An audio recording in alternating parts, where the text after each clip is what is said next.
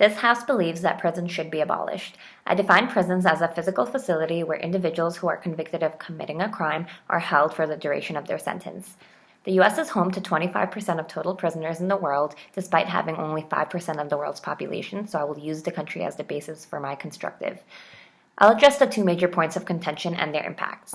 Policies that maintain prison systems inherently discriminate against groups that are already disadvantaged, particularly people of minority background.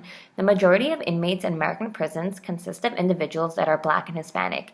Of the 2.3 million total inmates, over 1 million are of minority background. That's over 60% according to the NAACP's 2013 report. The fact that these people are largely incarcerated is not because they simply commit more crimes than people of other color. Black and Hispanics are incarcerated at a rate of 6 times more often than whites. They're intentionally targeted on a daily basis solely based on the color of their skin. The majority of these people are serving sentences for drug-related offenses rather than violent ones such as rape and murder. The U.S. spends over $3 billion on enforcing marijuana laws, which end up being wasted money as marijuana governance is being overturned in this country. The U.S. is now profiting off of the same substance that puts an end to many people's lives as they know it. Black people often face the same time for drug-related offenses that whites do for violent crimes, according to the NAACP.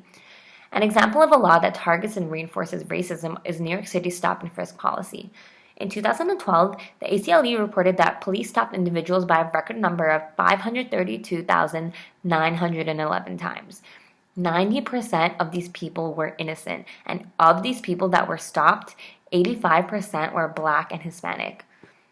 They are subjected to unwarranted severe violence and even death with no retribution because often those who are committing the violence are in positions of power.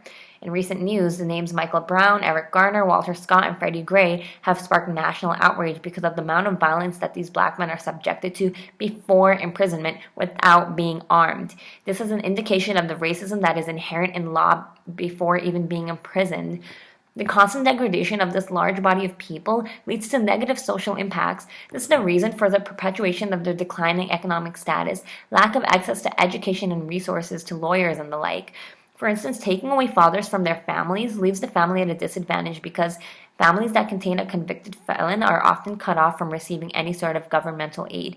Minorities tend to populate low-income, crime-ridden urban areas that already face unfair treatment and inequality. We are subjecting these people to a lifetime cycle of poverty and depriving them of the right to be equal and gain upward economic status. We are teaching people lies that people with more pigment in their skins are more likely to be criminal when this idea is in fact institutionalized by government and policies because low-income people of color are more likely than others to be targeted or victimized. On top of this unfair targeting, prisoners are subject to violent treatment within the system. There's not a single day a prisoner can wake up without the fear of abuse, rape, or some sort of violence inflicted upon them. This is while keeping in mind that, again, the majority of prisons contain Black and Hispanic inmates who have committed non-violent offenses. It's difficult to avoid these issues because prisoners must remain cautious at all times of other inmates and even prison officers themselves, who are often the source of this violence. Prison incarceration rates have been rapidly increasing over the years, yet crime has been diminishing. Prisoners are often readmitted for committing the same offenses, leading to prison overcrowding on top of all the abuse that occurs within, providing evidence to the fact that they do not serve to rehabilitate criminals, but only provide a temporary, or in some cases a permanent, method of segregating society by color. In addition, prisons take away 2.1 million people from the workforce.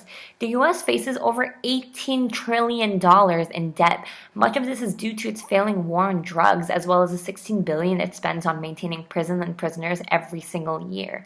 On top of all of this, it removes over 2 million people, many of who are wrongfully convicted or serving heavy sentences for nonviolent crimes, from working to help support the economy and contribute substantially to the overall GDP and helping to reduce this debt.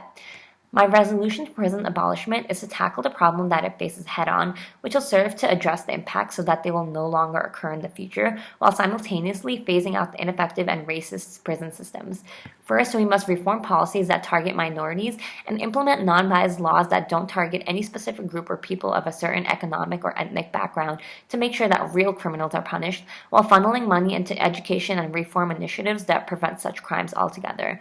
This serves to reduce crime rates alongside rates of prison obsoleting, providing solvency to the harms of prisons because it reduces the number of prisons over a span of time to avoid harmful impacts from their loss until they are entirely eliminated. Thank you.